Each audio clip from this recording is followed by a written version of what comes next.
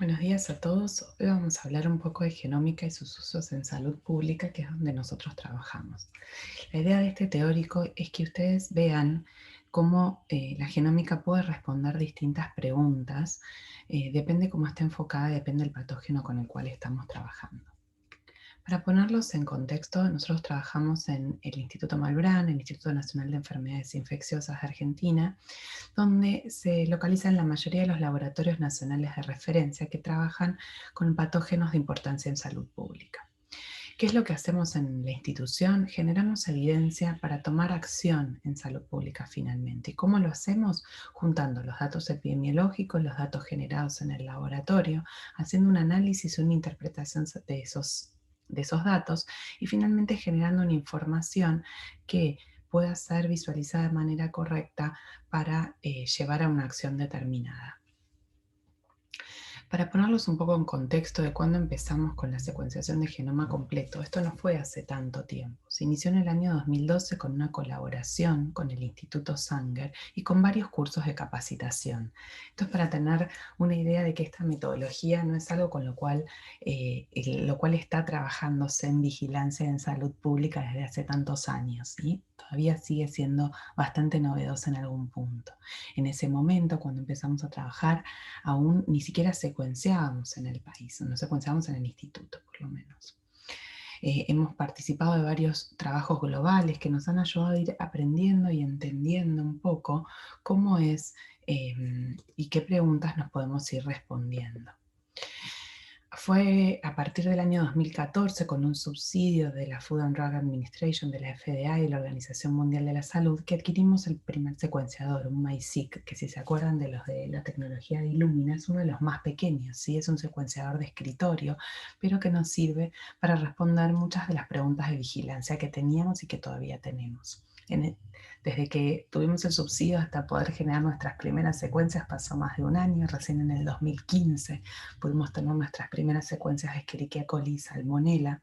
Y esto lo pongo también a colación de entender que en ese momento la metodología no era tan sencilla. Incluso instalar el secuenciador y poner a punto el protocolo fue algo que llevó su tiempo. En el año 2016 se creó el laboratorio en el cual hoy trabajamos Tomás y yo, que es la plataforma de genómica y bioinformática.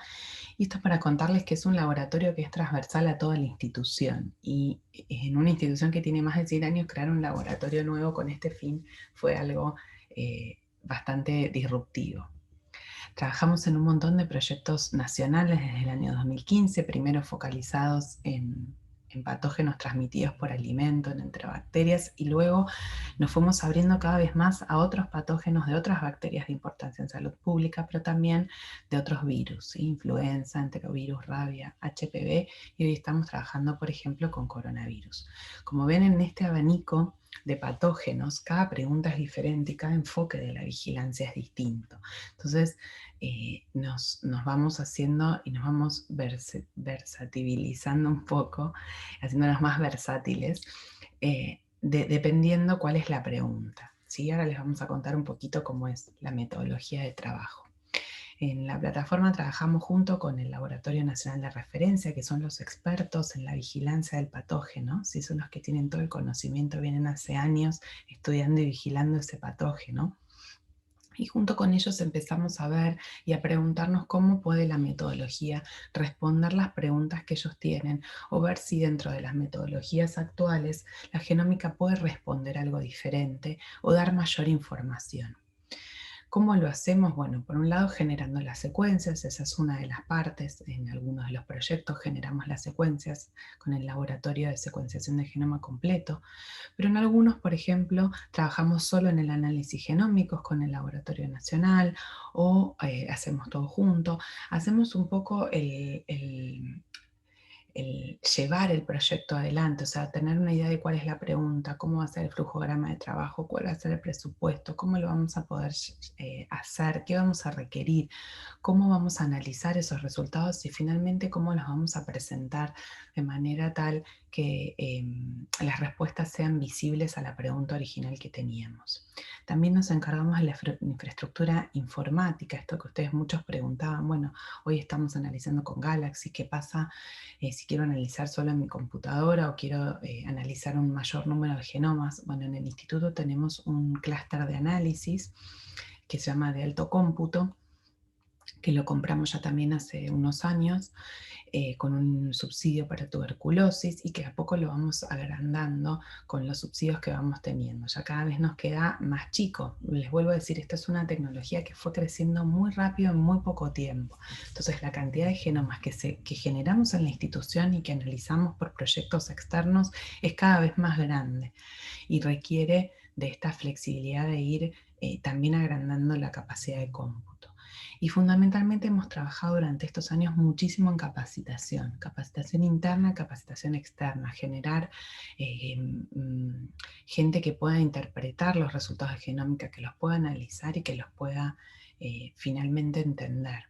¿Sí? Y esto a todos los niveles, gente con distintos tipos de backgrounds, desde bioquímicos, biólogos, pero también gente que trabaja en salud pública, médicos, epidemiólogos, ¿sí? Donde por ahí la parte del laboratorio es un poquito más lejana, pero sí necesitamos la clara interpretación de los resultados. Para eso trabajamos con un flujo de trabajo que es bastante, como les contaba, versátil, pero que tiene, si se pueden fijar, un esqueleto muy similar al que vimos en el curso, ¿sí? Una parte de caracterización del microorganismo, sea virus o bacteria, que permite la identificación, la caracterización que puede ser la serotipificación, los factores de virulencia, los genes que confieran resistencia o mutaciones que confieran resistencia, ¿sí? Todo lo que nos dé características de ese patógeno puntual en el marco de la vigilancia o depende de las preguntas que el laboratorio tenga. Y después focalizándonos en lo que es la epidemiología molecular o genómica, como utilizando pangenoma o utilizando también el mapeo contra referencia con búsqueda de SNPs, ¿sí? Es muy similar a lo que vieron en el curso, pero con algunas variantes. Finalmente, generando un reporte que sea de uso para salud pública, ¿sí? Con una clara visualización de los resultados, como estuvieron viendo con Silvia en el MicroReact o como vieron con Fandango. Esto es fundamental para que en el momento de transmitir estos resultados sea clara la respuesta. No quiero dejar de destacar la importancia de las colaboraciones para esta metodología. Cada vez que secuenciamos obtenemos un montón de información y si bien nosotros tenemos muy claras las preguntas y las respuestas, a veces necesitamos otros puntos de vista y se necesitan grupos que tengan otra visión sobre la misma data. Entonces es muy importante la experiencia de otros grupos, tanto en la puesta a punto como en la después análisis posterior de cada uno de los proyectos.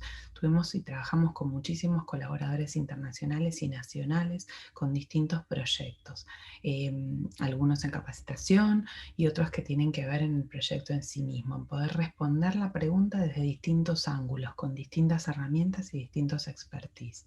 Esto es fundamental para el correcto desarrollo de esta metodología y para poder de alguna manera sacarle todo el jugo a esa información que la secuenciación genere. Esto se los comento porque piensen en sus proyectos también, que ustedes pueden hacer un análisis, pero a veces se enriquecen muchísimo más con la colaboración de otro grupo que tiene otra visión u otra metodología de análisis o ya ha tenido experiencia en otros proyectos, incluso de otros patógenos.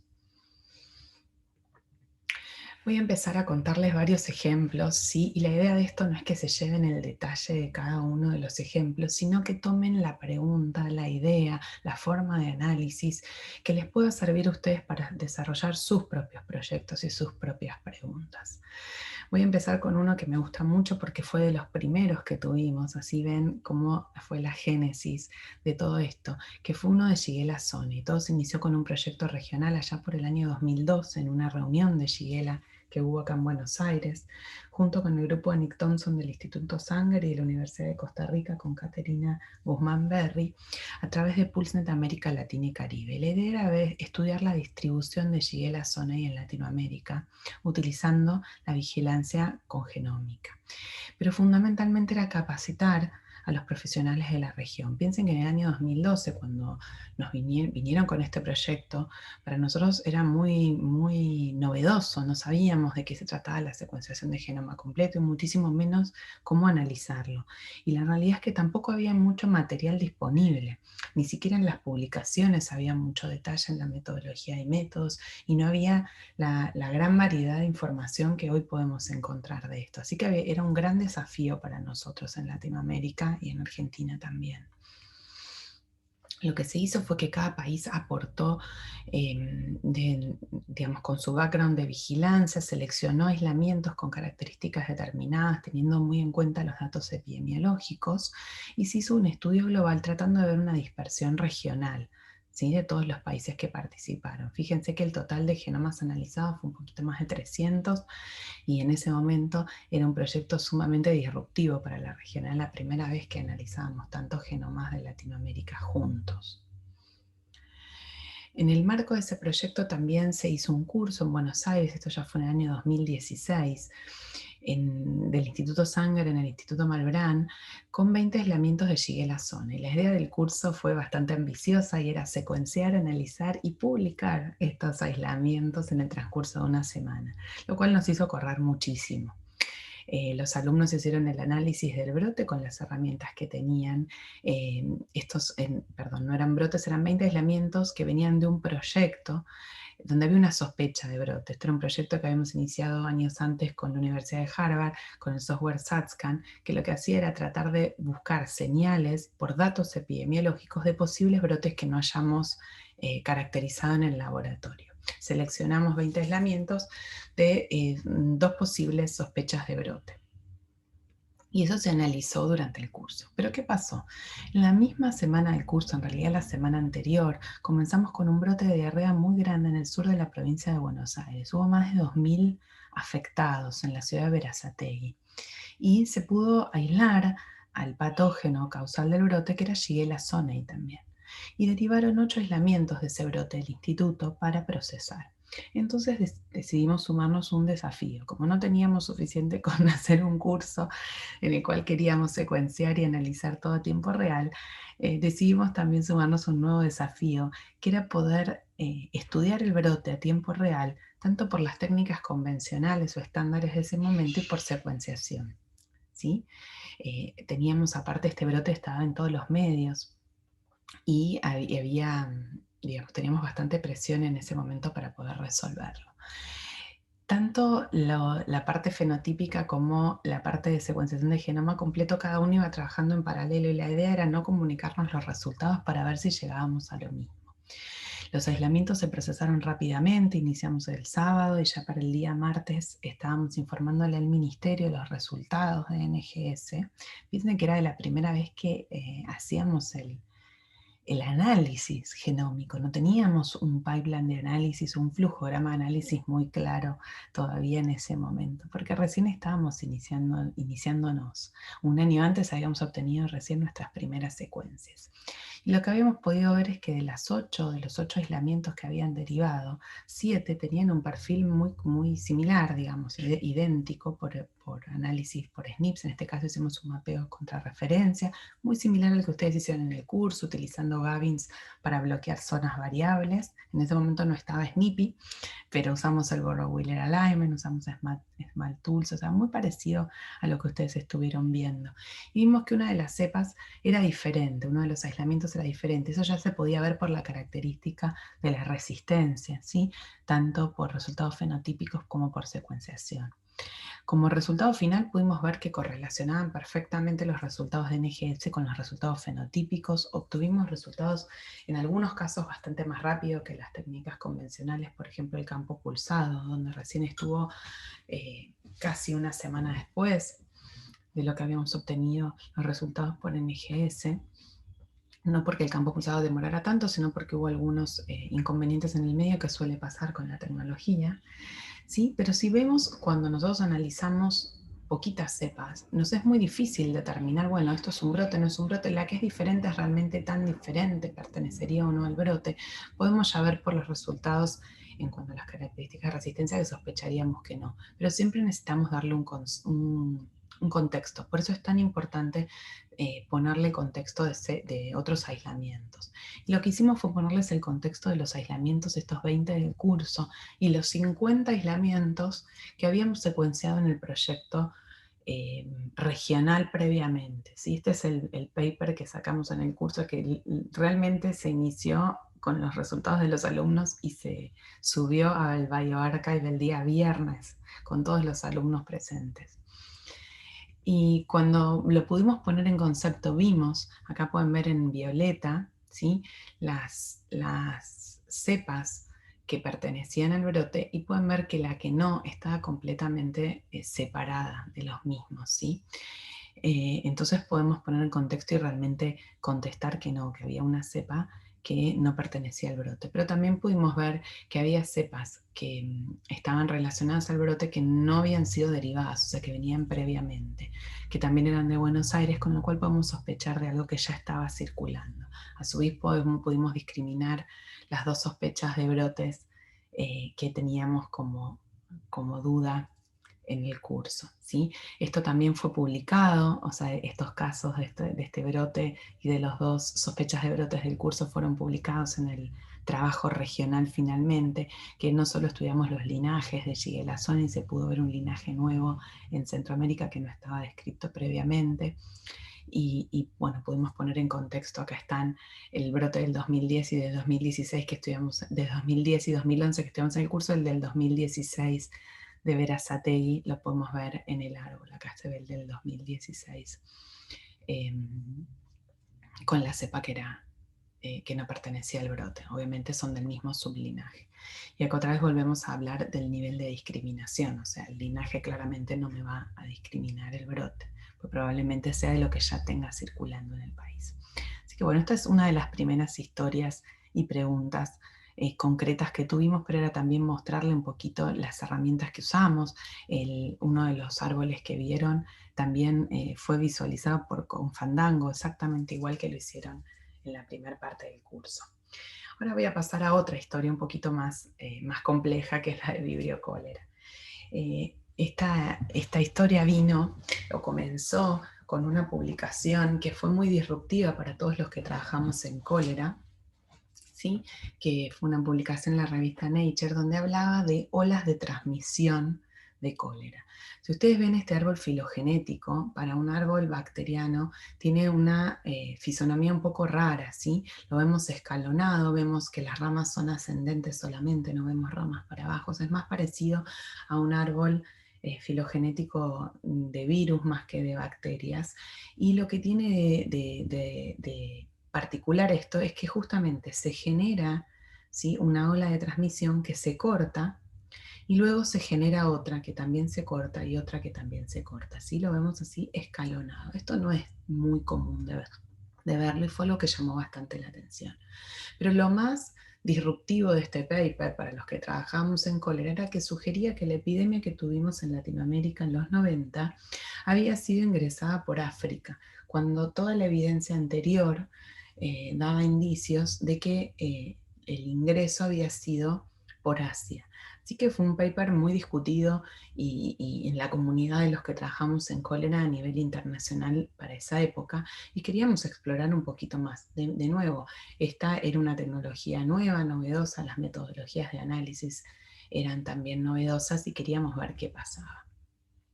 La definición de caso de la Organización Mundial de la Salud, ¿sí?, que tiene hoy una ruta de eliminación donde habla de eliminación de cólera para el 2030, define un caso confirmado de cólera como un caso sospechoso de vibrio cólera O1 u O139, o sea, tiene en cuenta la serotipificación, que sea confirmado por cultivo PCR, o sea, será serotipificado por métodos de serotipificación tradicional o por PCR, en países donde el cólera no esté presente o ha sido eliminado, como es el caso de Argentina, y que el vibrio cólera tiene que ser toxigénico. Esa es la misma definición que utiliza el CDC, o sea que nos dicen que ante un caso de vibrio cólera O1 o O139 que tenga la toxina colérica, nosotros debemos decir que tenemos una alerta. ¿sí? Cóleras de notificación obligatoria. Nosotros, el último caso de cólera notificado al sistema de salud fue en el año 2005, y ante una sospecha de cólera realmente se pone en alarma todo el Laboratorio Nacional de Referencia y el Ministerio. ¿Qué pasó en el año 2005? Nosotros detectamos, o sea, se informó un caso de cólera en Argentina, se vio que era toxigénico y se dio la alarma. La alarma que se generó fue, estamos ante una posible epidemia como tuvimos en los 90, ¿sí? Y se generó una respuesta a nivel de salud pública muy, muy fuerte, tratando de prevenir lo que había pasado en los años 90. En el año 2009 pasó algo similar en Paraguay, donde se detectó también un brote, pero solo se pudo se pudo conseguir un aislamiento de ese brote, y se lo comparó en ese momento por las metodologías convencionales, que era el campo pulsado. ¿Sí? El campo pulsado es una metodología donde el ADN total se corta por encima si se corre en un gel de agarosa con pulsos, para poder discriminar el ADN en bandas de distinto peso molecular. Pero era muy difícil poder determinar si estos aislamientos del año 2005 y 2009 habían tenido su origen, digamos, habían estado en los 90 y habían permanecido en el ambiente y habían resurgido, o eran cepas nuevas. Y realmente en ese momento con esa metodología no lo podíamos determinar. Sí, lo que podíamos decir era que teníamos casos de cólera y que debíamos dar una alerta como si esperáramos una epidemia. ¿Qué pasa o qué pasó posteriormente con un estudio un poco más grande que se hizo en genómica? Bueno, trabajando con el grupo de Nick Thompson, con Matt y Daryl, que acá los vemos que nos vinieron a visitar a Argentina, hicimos un estudio mayor, o sea, hicieron un estudio mayor en Latinoamérica, en la cual Argentina participó, y ahí pudimos ver que en Latinoamérica el contexto es un poquito distinto de lo que se podía ver en el resto del mundo. ¿Por qué? Porque era una región que era libre de cólera, que llamamos cólera pandémico. Y lo que se pudo ver era que había distintos tipos de linajes circulando en la región. El linaje que llamamos de la séptima pandemia, que es el 7PET, ¿sí? Que es el linaje pandémico, el TOR, y otros linajes circulantes que podríamos llamar endémicos o que se encuentran en la región fuera de los periodos epidémicos. ¿Y cuál es la diferencia o la importancia de distinguir estos linajes, más allá de todo lo interesante que es estudiar la historia de cólera? Es la respuesta que nosotros podemos dar.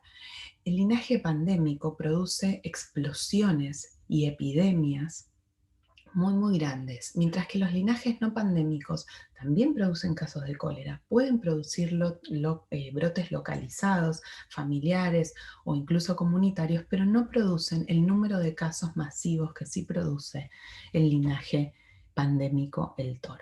Entonces, nos es muy importante en cuanto a respuesta de salud pública poder distinguirlos, ¿sí? Y ahí es donde la genómica es la única herramienta que nos permite hacer eso. En base a estas evidencias nuevas de este proyecto en Latinoamérica, fue que empezamos a hacer un estudio en Argentina con el Laboratorio de Enterobacterias y con el grupo de Nick Thompson, donde estudiamos más de 500 aislamientos de cólera de la colección de la epidemia de los 90 y algunos posteriores y más recientes. Pudimos ver y concluir que veíamos lo mismo, el linaje pandémico en los 90, y pudimos ver que en Argentina solo tuvimos una introducción del linaje pandémico que sí venía de Asia. En este mismo paper, perdón, me olvidé comentarles, a diferencia del paper anterior, acá sí se pudo ver que en América Latina hubo dos introducciones de linaje pandémico, una de Asia y una de África, que estaban bien diferenciadas. Y en Argentina, perdón, tuvimos una de ellas. Lo importante de esto es lo que les contaba, de cómo esto influye en el sistema de vigilancia, ¿sí?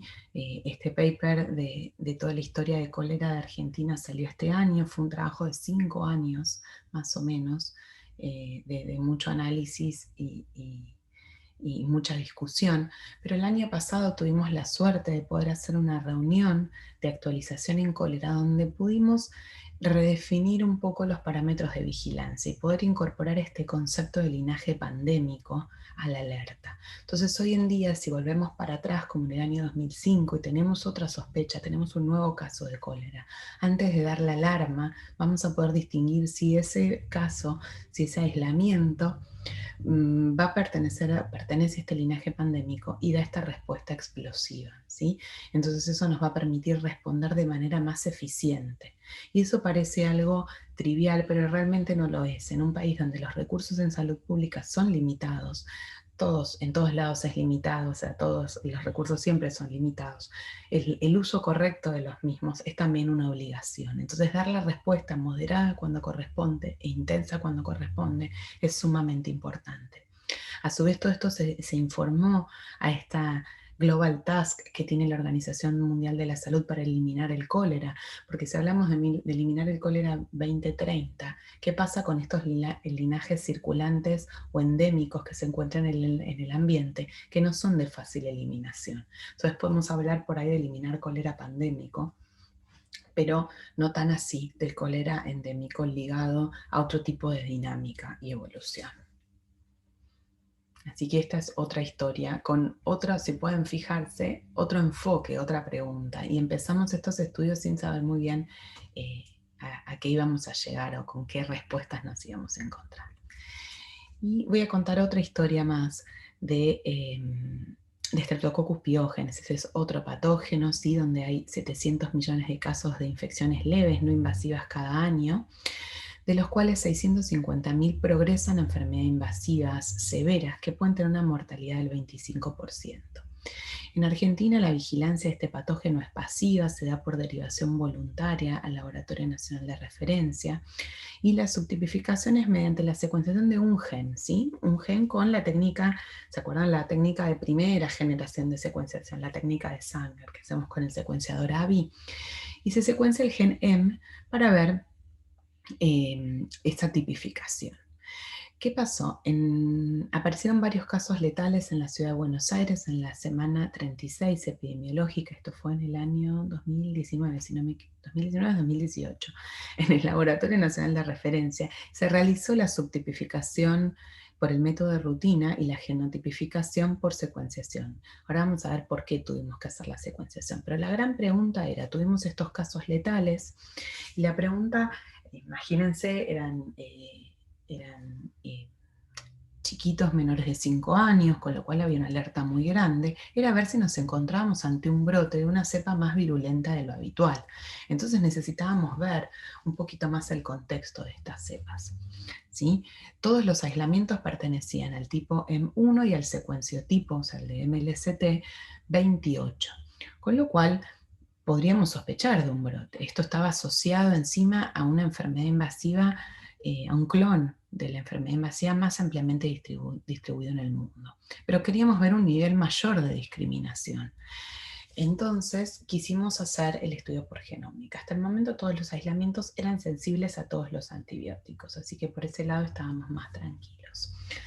Junto con el servicio de bacteriología especial, empezamos a buscar y a darle contexto. Para eso secuenciamos, aparte de las cepas del brote, otras cepas que ya había circulando Streptococcus pyogenes en Argentina, ¿sí? Y lo que pudimos ver es que estas cepas caían en el medio de otras cepas circulantes, con lo cual no era un brote puntual, ¿sí?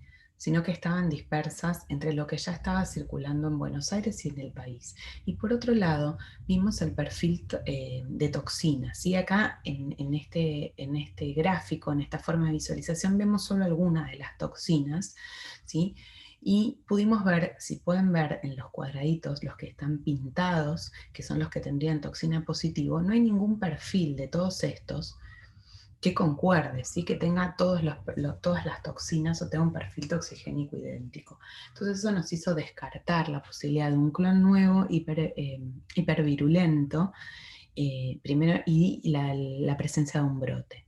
Esto es lo que les comentaba con el tema de la visualización. Cuando buscamos el perfil de virulencia, buscamos muchísimos genes, pero no pusimos todos en la visualización porque eso confundía al mensaje que queríamos dar. Sí, en el informe pusimos todos los genes que habíamos estudiado, ¿sí? Pero esto es para darles otro ejemplo. Fíjense que acá el enfoque fue un poquito diferente. Era, estamos ante un clon hipervirulento, estamos ante un clon idéntico o sea, ante un brote, pero a su vez, ¿cuál era el perfil de virulencia? ¿Sí? Podía haber sido que fuera un clon hipervirulento y teníamos que ver qué pasaba en ese caso. Otro ejemplito es el de Salmonella typhimurium.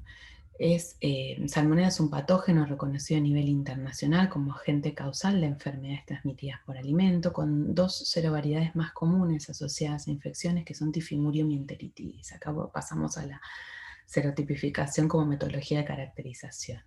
En el Laboratorio Nacional de Referencia se reciben un promedio de más de 500, casi 600 aislamientos de salmonela al año solo de origen humano. También se reciben de origen alimentario y de animales. ¿Sí? Y lo que se había podido ver era que todos los brotes asociados de Salmonella typhimurium, todos los brotes estaban asociados a 4 de los patrones de campo pulsado, que es el gol estándar para determinar brotes más frecuentes. ¿Qué es lo que me limita en ese sentido? Que yo cada vez que tengo un brote, lo veo muy asociado a lo que ya está circulando. Entonces, ¿cómo puedo realmente decir que este es un brote o no es parte, alguna de esas cepas parte del clon circulante previamente? Y ahí fue cuando decidimos utilizar la técnica de secuenciación de genoma completo. Por otro lado, había otras preguntas, como por ejemplo ver si estos clones que producían brotes, o sea, estos patrones más frecuentes, tenían alguna característica diferencial respecto a los que a los que no producían brotes. No vimos una relación entre estos clones epidémicos y la distribución geográfica o el hospedador, si estaban más relacionados con algún animal, por ejemplo, así como tampoco con su perfil de resistencia. Y sí vimos que estos clones epidémicos se ubican en aislamientos más recientes. Acá se hizo un estudio donde fuimos a buscar incluso cepas del año 72 se han secuenciado. Y pudimos ver que estos estaban asociados siempre a aislamientos recientes. Las cepas más viejas que había o que se secuenciaron estaban en otros clones. ¿Sí? ¿Cómo usamos esto en el marco de un brote? Bueno, por ejemplo, en el 2017 se reportó un brote del Laboratorio Nacional de Referencia asociado a Salmonella typhimurium con una contaminación cruzada con un trapo rejilla de la cocina. Se derivaron 8 muestras clínicas y 2 muestras de la mesada, de la cocina y del trapo rejilla. Y en el estudio epidemiológico se determinó que eran casos, o sea, todos los casos estaban relacionados epidemiológicamente, o sea, vecinos o familiares. Y hubo 3 hospitalizaciones. Cuando pudimos analizar ese brote por campo pulsado, se veía que caía dentro del mismo clúster de otros aislamientos que ya estaban circulando en la región. Entonces no podíamos determinar o afirmar concretamente que era un brote por la metodología del laboratorio, sí por los datos epidemiológicos. Pero al hacer la secuenciación de genoma completo, hicimos un estudio de mapeo contra referencia. Acá tenemos el caso donde necesitamos una máxima discriminación, si no íbamos a usar pangenoma, necesitábamos algo con un nivel de discriminación mayor, y ahí es cuando usamos el mapeo contra referencia, y pudimos verlos perfectamente separados del resto de los aislamientos que circulaban en la región, que son estos que están acá. ¿Sí? Entonces nos permitió realmente poder utilizarla como metodología en el contexto de un brote. ¿Sí?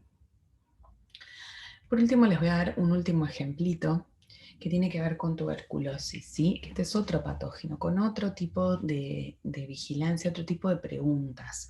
Por eso me parecía importante traerlo a colación y contarles un poquito.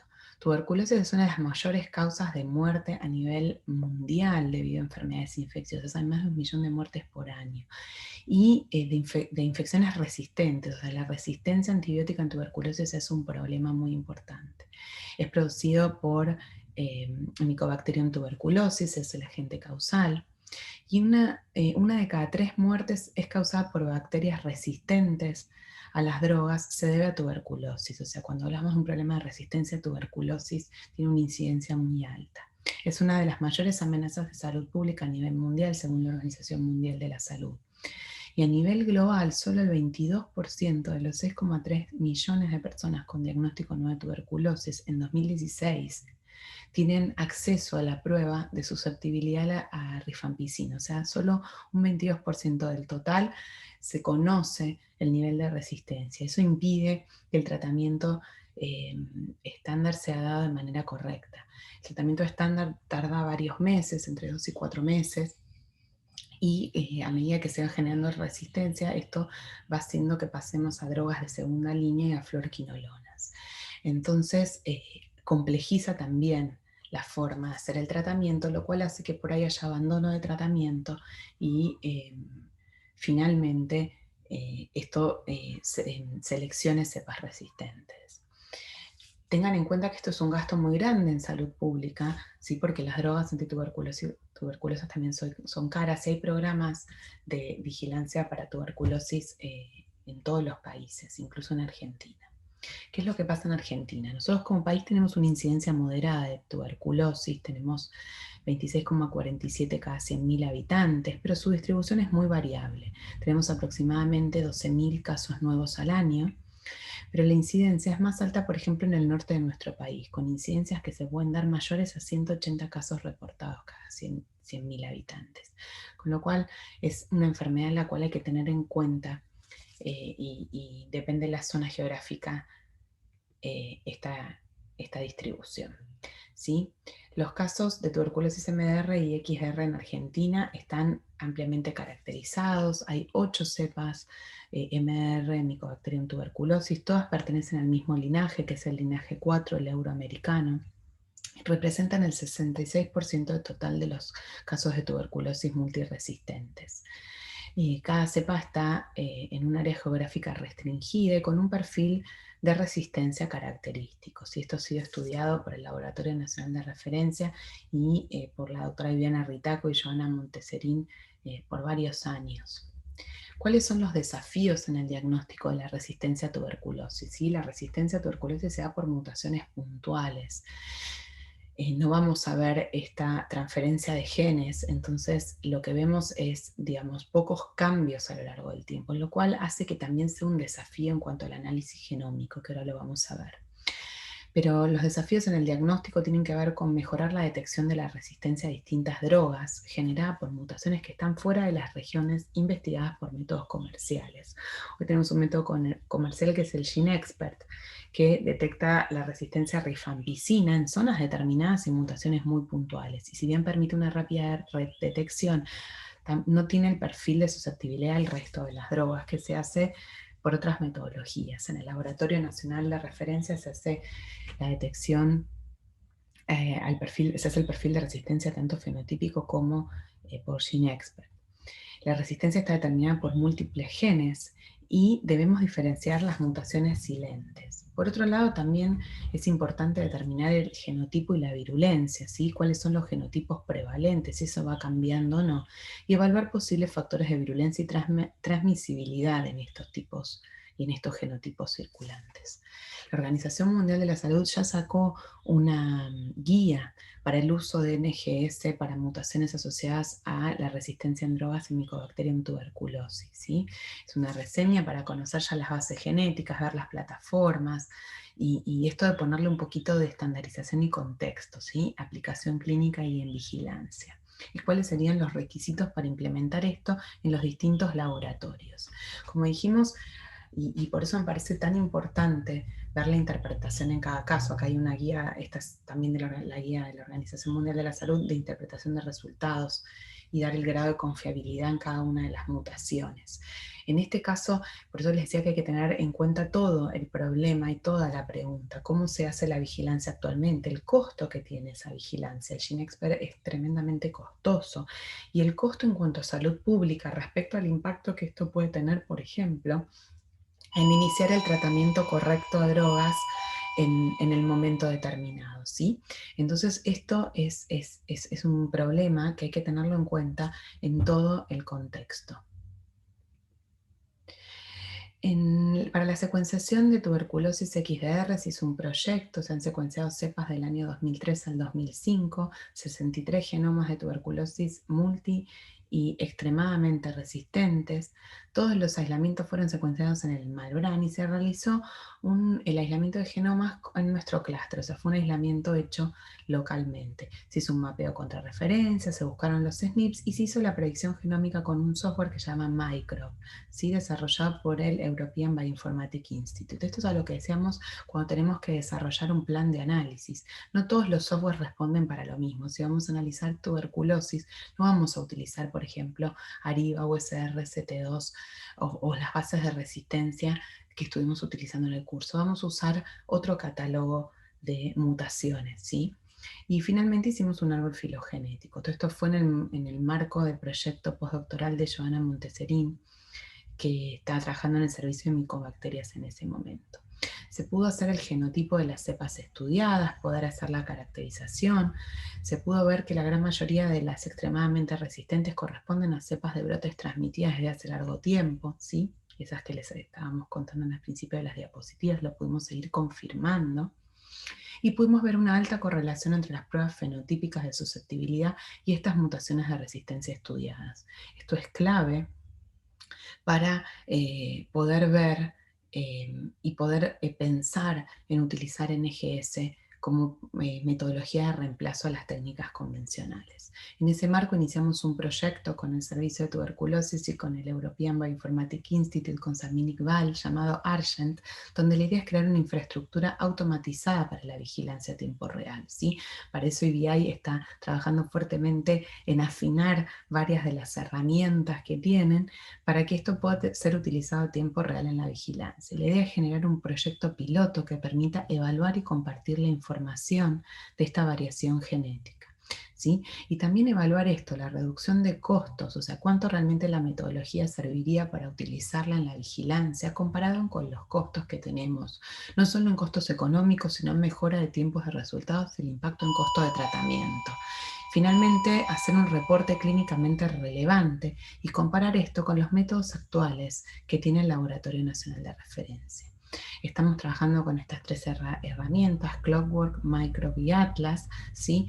Y esto es lo que les decía de cuando uno empieza a trabajar con un patógeno, tiene que ver y explorar qué es lo que está disponible para poder ser utilizado. Si no se queden con las herramientas que vimos solamente en el curso, hay un catálogo enorme y cada una les puede servir y responder distintas preguntas. Este es para el caso de tuberculosis.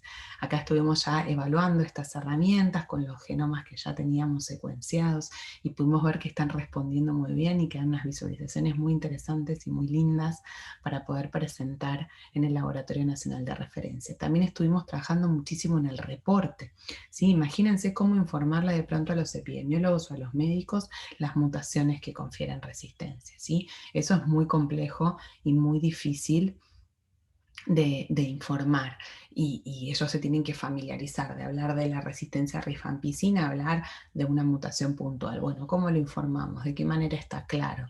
¿Informamos la mutación? ¿De qué manera? Para que el médico sepa cómo fue determinada la resistencia, ¿sí? Son muchos temas a tratar. Bueno, este es un poco uno de los últimos ejemplos que les traje. Para concluir e ir cerrando y ya no aburrirlos con tantos ejemplos, un poco concluir que si bien falta mejorar la predicción, no solo en la resistencia, sino en drogas, en virulencia, en todo lo que estuvimos viendo, los proyectos pilotos y comparar las metodologías en su conjunto son sumamente importantes para afinar las bases de datos, para afinar la respuesta, para ver cómo implementarlo en la vigilancia. Un mensaje que lo vuelvo a repetir, lo dije al principio y lo recalco y lo recontra recalco, las colaboraciones no son importantes, sino que son esenciales para la implementación de genómica en salud pública. Estos proyectos pilotos son los que nos permiten despegar después y poder evaluar la metodología. Cuando tengamos en cuenta los costos de la secuenciación, un ejemplo fue el de tuberculosis, por ejemplo, tener en cuenta también el tratamiento. ¿Sí? El tratamiento de tuberculosis susceptible es de más o menos $141 comparado con $6.000 de un multiresistente o $45.000 de un extremadamente resistente con las técnicas actuales. Imagínense si no vale la pena invertir un poquito más en el diagnóstico y tener el resultado rápidamente de la resistencia a todas las drogas disponibles en el primer aislamiento. La secuenciación de genoma completa tiene muchísimos usos. Yo les mostré algunos ejemplos, tiene muchísimos más. Y fíjense que cada ejemplo responde a una pregunta puntual. Y debe ser evaluado y considerado en todo el sistema de vigilancia y ver cuál es el aporte. Si no es secuenciar por secuenciar, es ver si realmente la genómica me da un aporte extra, en qué casos realmente conviene invertir, en qué casos puede reemplazar técnicas actuales porque da una mayor información y en qué casos simplemente debe complementar. Cada patógeno, cada pregunta, cada sistema de vigilancia es especial y tiene sus aristas, ¿sí? Trabajar con los expertos en ver y diseñar cuál es la mejor metodología, cuál es el mejor flujograma de trabajo. Continuar con los estudios de evolución y dinámica de una enfermedad son claves, o sea, seguir con estos proyectos pilotos, poder seguir estudiando cómo es la evolución y la dinámica de los patógenos en nuestro país. Fíjense el caso de cólera. No podíamos estudiar, por ejemplo, teniendo en cuenta lo que pasa en India y Bangladesh, donde el cólera epidémico hoy está, digamos, es endémico, cosa que no pasa en nuestra región, con lo cual nuestro sistema es diferente. Y si bien es una tecnología que es compleja, requiere la colaboración de varios grupos de trabajo. ¿Sí? Acá piensen que es el Laboratorio Nacional de Referencia, la plataforma, grupos internacionales que responden otras preguntas, ¿sí? Cada uno con su ángulo, su visión y su expertise. Bueno, gracias a todos por escuchar hasta acá. Esta es una fotito de todos o casi todos los laboratorios nacionales de referencia del INEI. Y acá está nuestro grupo actual de trabajo con Sol, que está de medio tiempo con el grupo de la facultad y también en la plataforma, Fede, Lorenzo, Tommy y Ezequiel. Así que bueno, muchas gracias y quedo atenta a las preguntas en el sincrónico o en el resto del curso que nos quieran ver.